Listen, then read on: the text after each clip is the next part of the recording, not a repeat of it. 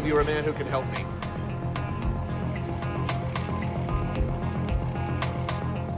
Sometime in mid-19th century, 1850s, my great-great-great-grandfather, Jean Bourdain, emigrated to South America. He was reported to have died here. Might have been a seeker of utopian dreams. You know, my aunt used to tell stories he was into arms smuggling, or who knows, you know, no idea.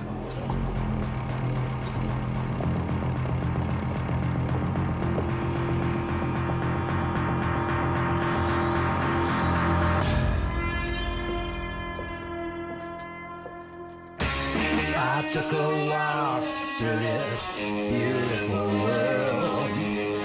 Felt the cool rain on my shoulder. Found something good in this beautiful world. I felt the rain getting colder. Sha-la-la-la-la, sha-la-la-la-la-la, sha-la-la-la-la, sha-la-la-la-la-la.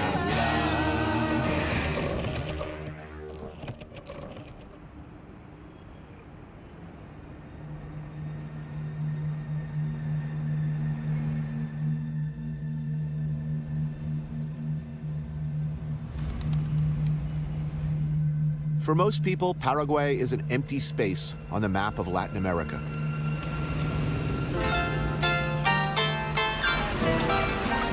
A country of only 6 million, where a vast percentage of the land is steaming hot jungle or a huge scrub desert known simply as the Chaco.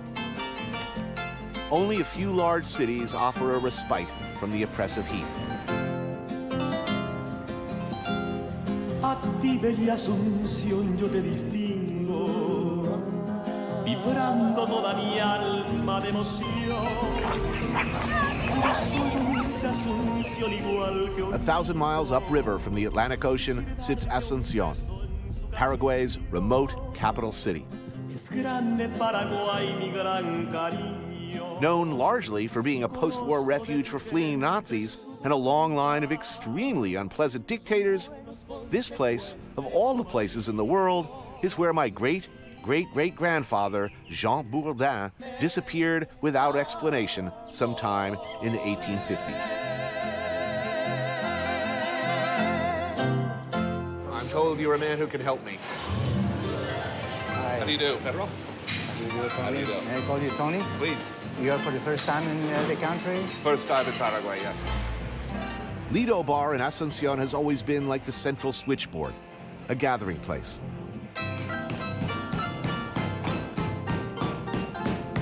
Ladies in orange vests cook and serve old-school Paraguayan working-class food to people from every walk of life.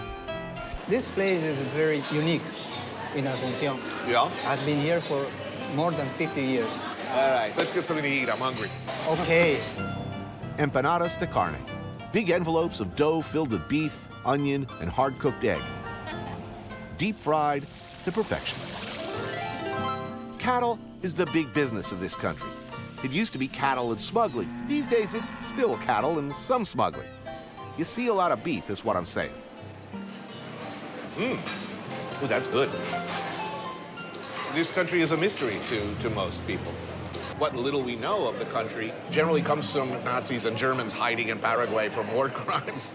I mean, do you think that's undeserved reputation? I don't think it's fair. You don't Paraguay think is a nice country. Paraguay is a beautiful country. Pedro is a private investigator, one of a team of people I sent out looking for the mysterious lost Bourdain. What kind of investigations are you called upon to do? Normally is counterfeiting. This is sort of the counterfeiting capital of the world. In the old days, it is said that much of this counterfeiting had partners in the government. Not so much anymore? I rather don't answer that. I mean, I'm not a politician, and I live in here, so. General Alfredo Stroessner was the last of his kind in Paraguay. Of German heritage, he ruled the country until 1989 with a quiet Bavarian charm. But behind the scenes was another thing. Utilizing an outfit of SS-trained secret police referred to as the hairy-footed ones, he tortured and tossed dissidents out of helicopters over the jungle, and the list goes on. Under Stroessner, 1 in 4 Paraguayans is said to have cooperated, willingly or not, as paid informers on their fellow citizens. It's quite a history in this country. Crazy, tragic, violent. Let me put it this way. Things are changing a lot. And now, things are getting straight. Sometime in the mid-19th century, 1850s, Jean Bourdain emigrated to South America, first in Argentina, but apparently came here. That's really almost all I know for sure. Did he die by the sword? Did he die of old age? Did he die of syphilis? I have no idea. I'd like to know. I'd love to find a gravesite. That would be great. You know, my father died at 57. His father at, I think, in his 20s, I believe. I'll be 58 in June. I think I am the longest living male Bourdain in possibly ever. So you're lonely in the world? I am lonely in the world, yes. If I could solve the mystery of the elusive Jean Bourdain, that would make me very happy. By the way, it would be terrific if you found out that he owned a huge ranch in the Chaco and they've been waiting for his relatives to claim his property. Nah, maybe. Maybe not.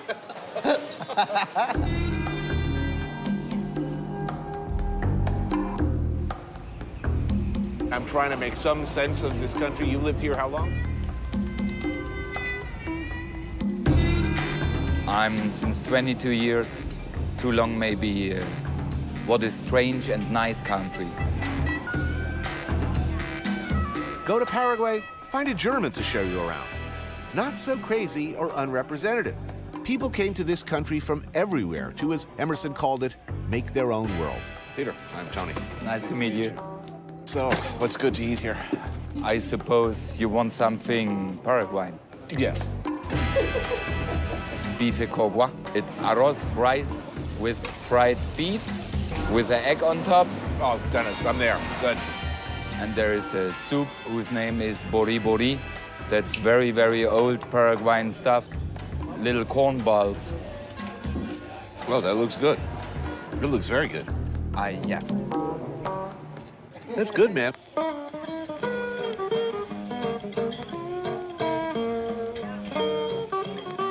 I'm trying to make some sense of this country. You lived here how long? 22 years. Why'd you come here in the first place? I was born in East Germany. And East Germany, that meant you will never go out. Mm-hmm. Yeah, and then in '89, the wall break down and say, wow, you will go. I haven't seen anything of this country yet. But what I read was the world's backwater filled with bombed out banks that had been looted, institutions that didn't work, everyone carried a gun. It was like the Wild West, but poorer. It's not that anymore? A bit of this is true. I by myself got a 45 on my head last week. That's pretty common stuff for me. Seldom in the history of the world have I seen any country where one after the other you've had absolutely the most maniacal, insane, suicidal group of piss-pot dictators century after century. You are right. Even in the Stroessner times, the better part of Paraguayans was behind him. Paraguayans are very, very easy to influence. And this is, I believe, unchanged until a short time ago.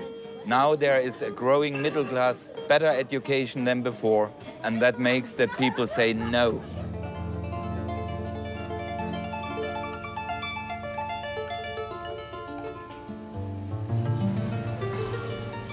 How was the soup? I liked it, yes. It was the way my wife cooks it. I like it better with chicken, but chicken is more for Saturday.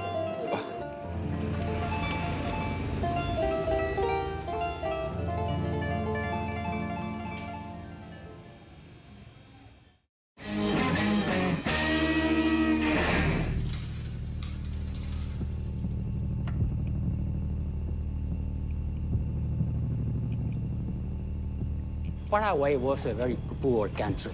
The Spaniards came because they thought there was a lot of silver in the area. They found nothing, so they lost interest in Paraguay.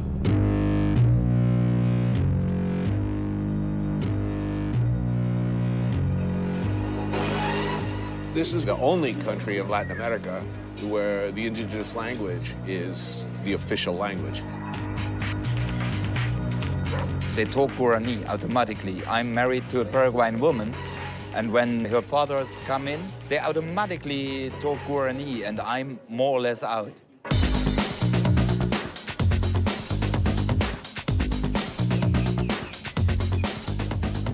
A proudly mestizo society. Yes. Was it the Francia? Yeah, El Supremo. El Supremo, gotta love it. A nearly 200-year succession of dictators began in 1811, when José Gaspar Rodríguez de Francia declared himself El Supremo for life. De Francia insisted Paraguay become a mestizo, mixed-race society. Paraguayans are neither Spanish nor Indians. We are mestizos. Yeah. El Supremo forbid marriages between whites and whites. He produced the mestizos by force. Today, 95% of Paraguayans are of mixed Spanish and Guarani blood. And we usually speak the two languages. Right.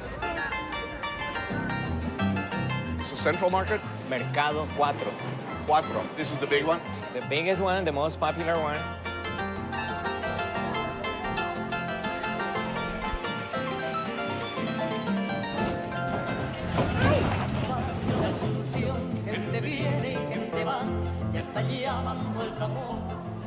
I'm hungry. What's good here? We opted for the soap from the Mandi fish. It's a little catfish. And, okay, the saying is that it makes man very powerful. What's he got over there? That looks good. Gnocchi and stew. There was a good Italian influence in Paraguay, so maybe this stew comes from this side. Colonists from all over the world. So you invite them, give them the catfish soup, make their tart, and be fruitful.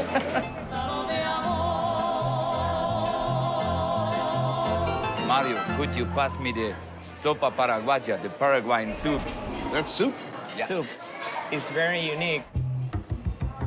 Our dictator Lopez, his favorite soup was a corn soup. And one day he ordered his favorite soup, and the cook, when he opened the pot, it was a cake. Paraguay has not been noted for its history of kinder, gentler leaders. In the 1800s, two generations of Lopez, father and son, one dictator after the other, certainly left their marks on this country. Lopez was pretty much known that for putting a wrong stamp on a letter, you get shot. So the cook didn't want to get shot. He showed up in front of Lopez and said, "This is Paraguayan soup, sopa paraguaya." And the dictator ate it, and he liked it. And a bit later, the entire country ate it. It's like cheesy cornbread. Yeah. Awesome. Good meal.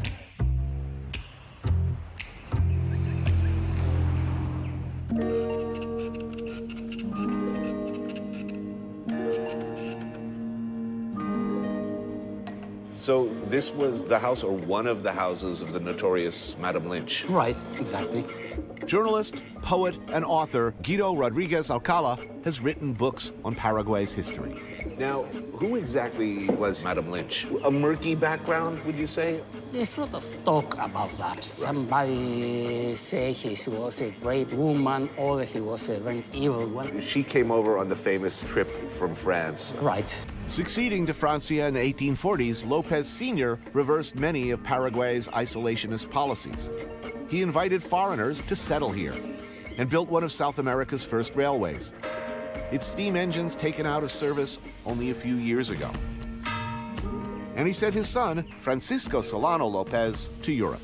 And his mission, his father had sent him out to get, what, arms? Arms and technicians, British engineers and machinery. Junior, by most contemporary accounts, was an idiot. So he came back with a mistress, Madame Lynch. Yes. Well, Which Dad wasn't too happy about. right.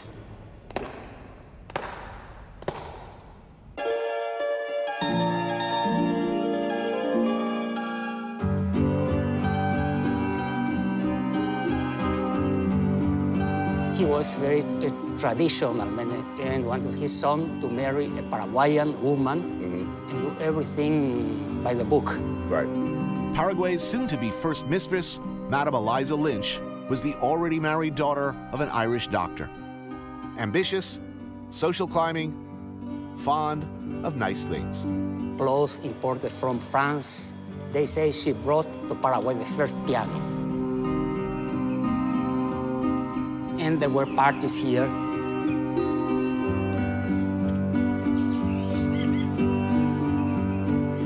He showed Madame Lynch to his father, and his father was upset. So she was put aside and Kept as a mistress. And that was the way Paraguayan society tried to treat her. And she wanted to be treated as the Princess. yes. Tell me about Madame Lynch's famous boat trip. On one of her more notorious ventures as hostess, Madame Lynch organized a grand outing to the new French colony at Nuevo, Bordeaux. She invited all of society to join her. Right. A magnificent river steamer was engaged for the party. And well, there were some tensions between the Paraguayan ladies and Madame Lynch. Once on board, as the story goes, those mean bitches treated their hostess like so much trash. And so she got upset and threw off board all of the food which they were supposed to eat. She had it all thrown in the river? Yes. Then she ordered the captain to stop the boat and let her guests just sit there in that jungle heat for hours. Throwing tubs of caviar, whole roasted pigs into the river in front of these starving aristocrats. Somehow that pleases me.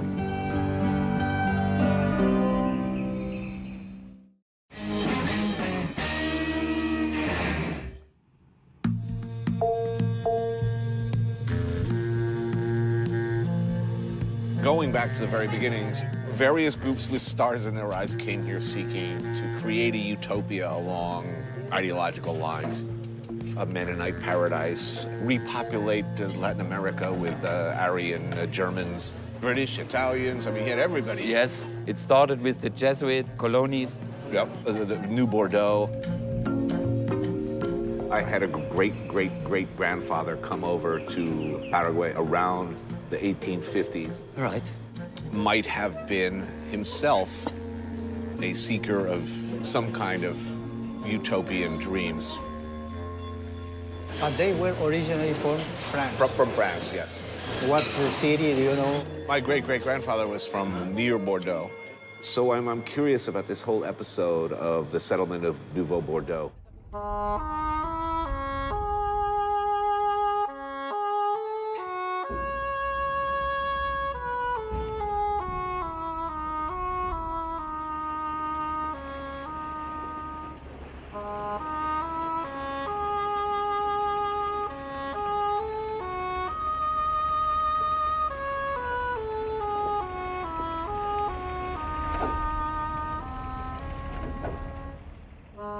The Paraguay River, still, as it was 150 years ago, the country's main artery.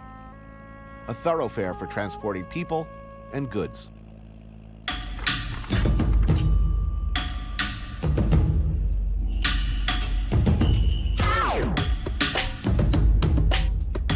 So who lives out there? Like all the people we see fishing on the riverbanks, are they fishing for dinner? Most of them are fishing for dinner. Call them poor people. But what is poor? They decide by themselves to live here. They could go to Asuncion and start working on a construction place tomorrow. Peter has organized a trip upriver to see New Bordeaux. What was hoped would be a new France in the Chaco. Fish we bought today, 14 kilo. Right. That's half a month's salary.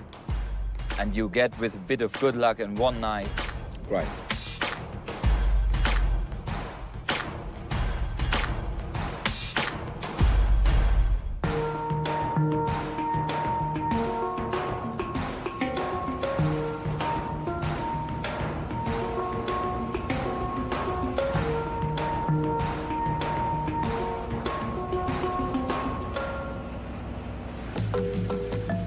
Outside of the cities, Paraguay is, of course, sparsely populated.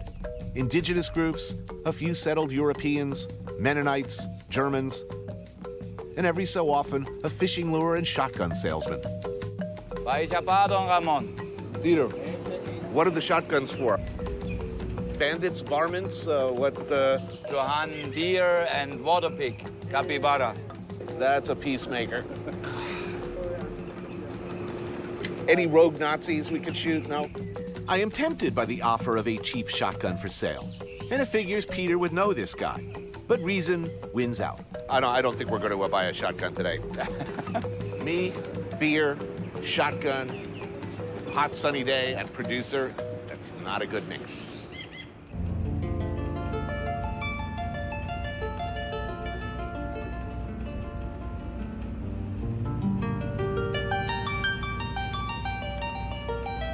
Unlike Madame Lynch's guests, I'm making damn sure I'm eating on this boat trip.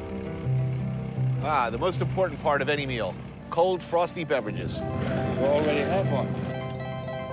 I started early. Here. Cheers. Oh, here we go. Thank you. Grilled fish in a mango salsa. You have the two most appreciated fish here on the table of Paraguay. That's the catfish surubí. And that? That's the dorado, the golden fish. Oh, the dorado, of course, yes. Ooh, that's tasty. Ooh, that's nice. So I'm curious about this whole episode of the settlement of Nuevo Bordeaux. There came about 400 people. They were supposed to be about 1,000. They were supposed to be, most of them, farmers. But just 86 were farmers. Who were the other people? They were tailors, they were shoemakers, musicians. Teachers and artists, and they was put in the jungle and left by himself. Right. Why here, of all of the places in the world? People talk about the Chaco as a hell. I mean, it's hot here. It's dry, it's wet, it's fetid, it's difficult. Big mosquitoes, and you have all the ticks and all kind of vermin. A flat land of cactus and thorns and misery and cannibals. There was the Indians, the Guayacuru coming down the river and killing everybody. There was the Lengua, who, if you entered the country, you are good food. Right. Did the Paraguayans ever see this as a utopian? No, I'm sure not. What we have ahead is Nuevo Bordeaux. Wait a minute, that? This. Wow. It's kind of not how I pictured it. Doesn't look like Bordeaux to me.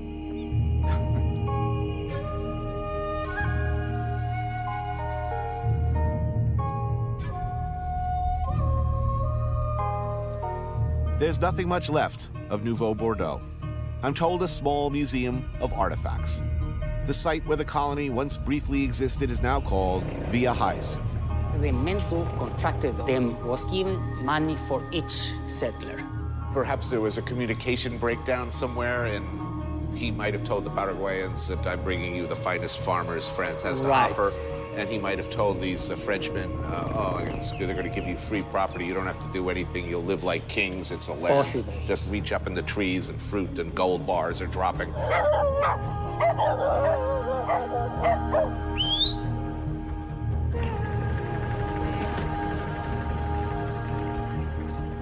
In fact, they was thrown out in the coast and say, here you are, that's your land, go ahead.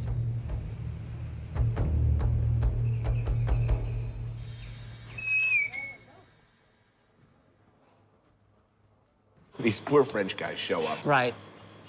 Lopez Sr. and the government kept their side of the bargain. They provided them with Yes. Houses, Right. equipment. Tools and animals and everything. Yeah, my aunt used to have one of these. Make pressed sandwiches, I think. And that's it. Okay, now dig, grow. The settlers quickly discovered that farming is hard work and that the conditions in the Chaco in no way resembled the new France of their dreams. That was a big snake. So they get broke and they decide to leave the colony. How many French were left at the end of the new Bordeaux experiment? Did any stay? Some of them, but few. All right. Any thoughts or hopes that Jean Bourdain ended his life here, leaving me a vast, unclaimed stake in what is now prime cattle country, turns quickly to dust.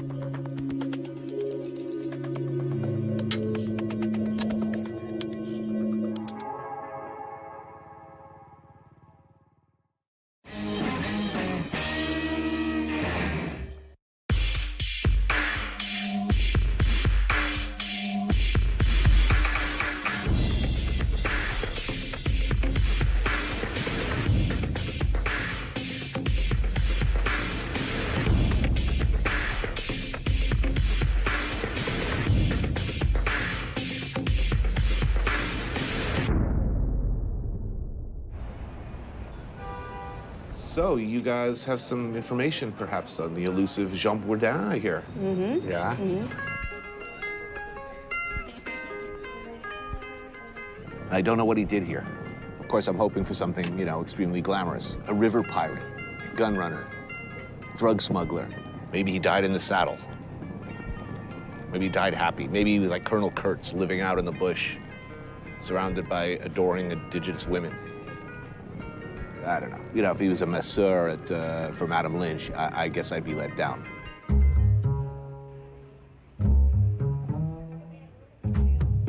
I contact with another historians and genealogists around the world, and the history of your family is very interesting. Oh, really? Yeah. Okay, interesting. Yeah, your family, your grandfather, Jean Bourdain, came to Montevideo following the sun. Okay, the facts as I know them so far, I think, are this. My great-great-great-granddad, Jean, his son, also named Jean, came to Montevideo, Uruguay to live with his uncle. 1850, Jean Bourdain moves to Asuncion.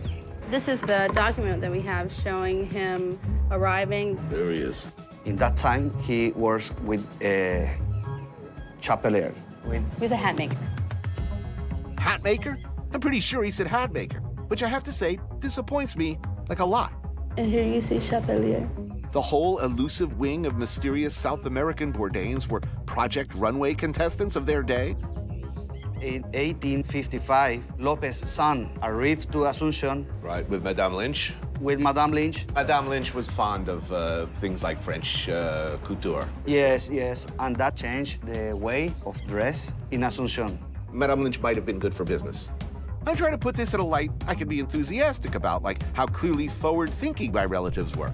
His customers, as a hat maker, the very people who treated Madame Lynch with such utter contempt, did they live in the colonial homes, the old mansions that we see still in Asuncion, that type of residence? Yes. Times were changing in South America, too, in those days, and society ladies craved the latest in au courant French fashion. There was money to be made. I'm bummed.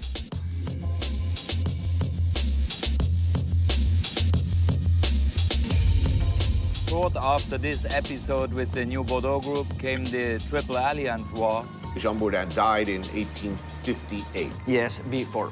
It was a good time to die because this way he hadn't to join this horrible war. He'd missed the war. Yeah. The old Lopez died, the young Lopez got in power. Our man becomes president. Yes, Francisco Lopez. Absolutely the most maniacal, megalomaniacal, pisspot dictator. You are right. He was rather unkind to his siblings. His two brothers were tortured and killed. Right. And the sister were jailed, taken into tiger cages. Tiger cage. Tiger cages. And the mother was given some beating. Right. 60-something. His 60-something-year-old mother Yeah. was flogged and beaten in front of him. Not a nice man. He believed that he had a chance to get married with the daughter of the Imperator of Brazil. Brazil, that's right, Yeah. yeah. He was refused in very unflattering terms. Thanks, presumably, to Lopez Jr.'s expansionist ambitions, he dragged Paraguay into the Triple Alliance War. He essentially challenged all three neighbors Brazil, Argentina, and Uruguay. to war. This doesn't seem like a good idea. Yeah. Right. In what would become the bloodiest war in Latin America's history, hundreds of thousands of Paraguayans died. When Lopez ran out of adults, he sent children into the field, dressed only in rags, armed with sticks painted to look like guns. My great-grandfather was a 10-year-old boy, and he was dressed like a girl, because otherwise he was going to be enrolled in the army. Lopez, eventually he was hunted down. Madame Lynch survived. Yes, she survived. But with her money, I mean, she was allowed to keep her possessions. Yes.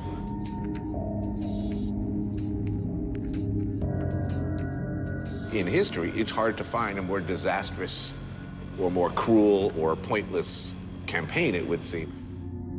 When all was said and done, as much as 60% of the population and 90% of the men of this country were dead.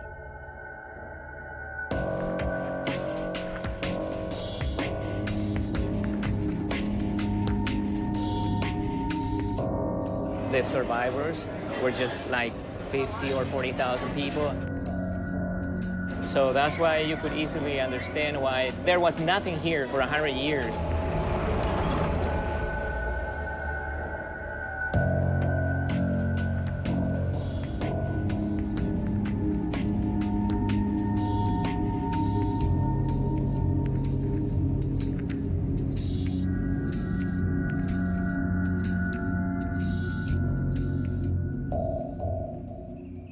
Jean Bourdain dies here.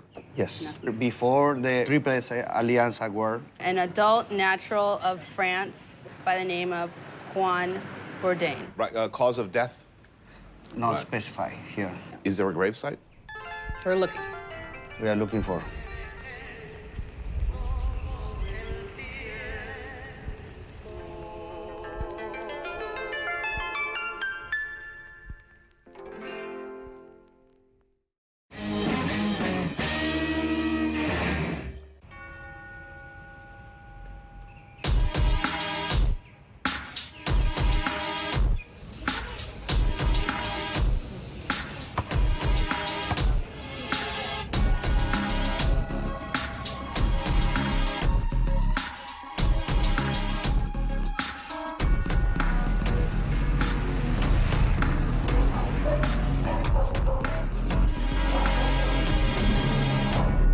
So, I'm hungry. I'm really hungry. You know you want it. It's late, you had a few, no, you had a lot. And you want something greasy, savory, juicy, and nasty.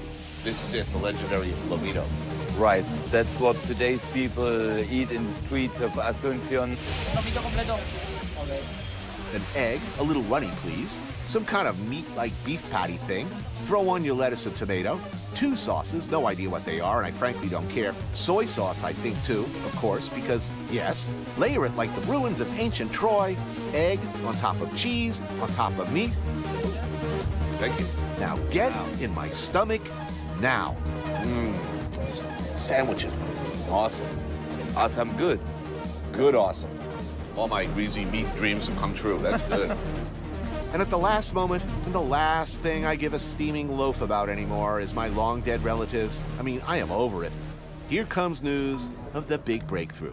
I talked with the historian, and he said, it looks like your great-grandfather. What he was merchandising, it was definitely not hats. Willie? We have here Jean Bourdain. Right. And what is he bringing? 200 boxes of fireworks. Fireworks? Fireworks. Like firecrackers? There is not even more than 200 or 300 wealthy families who sometimes in a birthday would crack a little bit. Uh-huh. So That's are you suggesting something untoward? Weapons. Weapons? Yeah. He was a merchant of death. Awesome. You know, my aunt always said he was a gun runner. We figured she was full of shit. I mean, she also said she was in the resistance, you know, but everybody in France said that. Arms. So, was he ever a hat maker? Was this a cover job? Was he a hat maker / arms? Are all these local researchers, historians, and geniuses on the money here? Was great-great-great-grampy an arms dealer? So, what hat maker needs 200 tons of gunpowder. I've got you now, Jean Bourdain. I've got you now. Or was he simply a party supplier, selling fine French hats and little firecrackers to school kids? I don't know what to believe. And in 1958, unfortunately, he died. Right.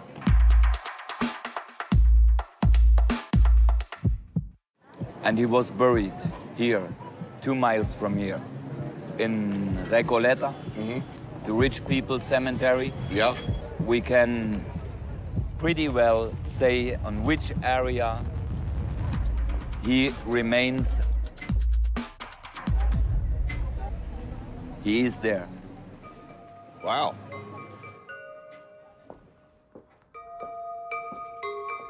Well, I guess we'll have to go look, huh? Definitely, yeah.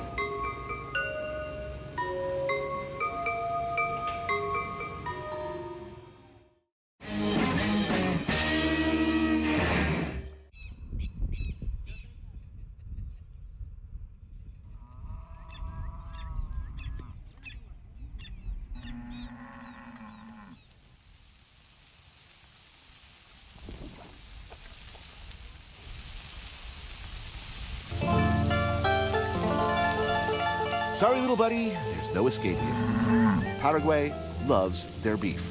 It's a perfect ratio. A lot of meat, a little bit of vegetables, perfect. Oh, whoa, that's good. This is the Estancia Cora Rodeo, a sprawling ranch bigger than some of the countries I've traveled to, and it's been in the family going all the way back to the Triple Alliance War. Hard life? No, Good life. we are pretty happy here. We have everything. 20 years ago, the Chaco was not used. And the last years, it's booming. Where's the boom come from? We are the 2nd biggest soybean exporter, the 8th biggest cattle exporter. Paraguay feeds the entire world for 8 days a year. How many acres? 1,000. 100,000 hectares.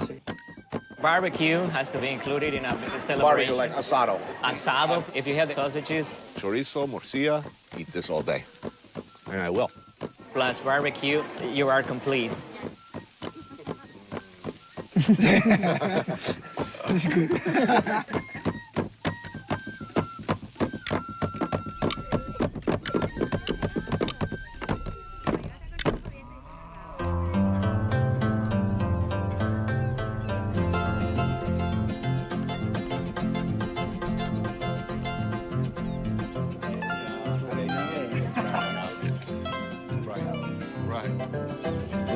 That's awesome.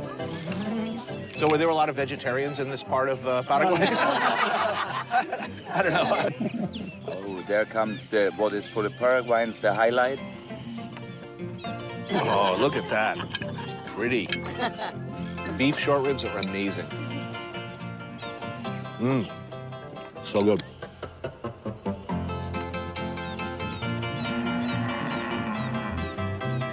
All of the books I read about Paraguay are maybe 15 years old. And like the first advice is, everybody has a gun, buy a gun. Cambió mucho en el gobierno, cambió mucho en la economía, cambió mucho en lo que piensa, en la mentalidad. Mentality. This was not the Paraguay I expected. It's At too all. different. He wants to sing a song for you. A welcome song to the foreign people.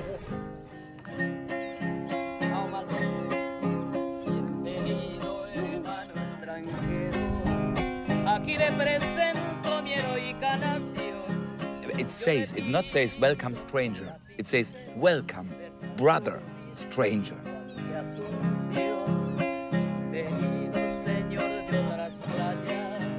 Mi tierra está llena de cordialidad. Un paisano al pasarle la mano es un libro abierto de cordialidad.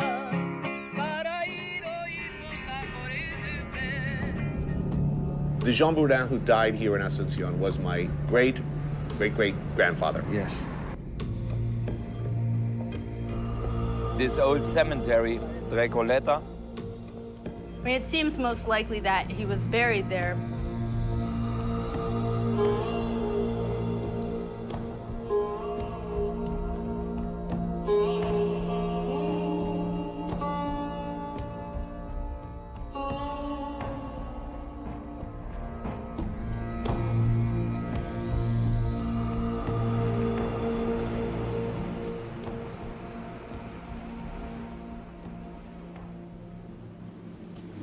Nobody I know.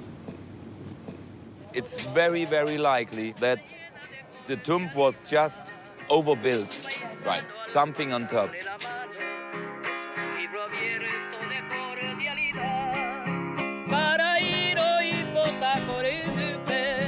Mucha suerte, cariño y amor.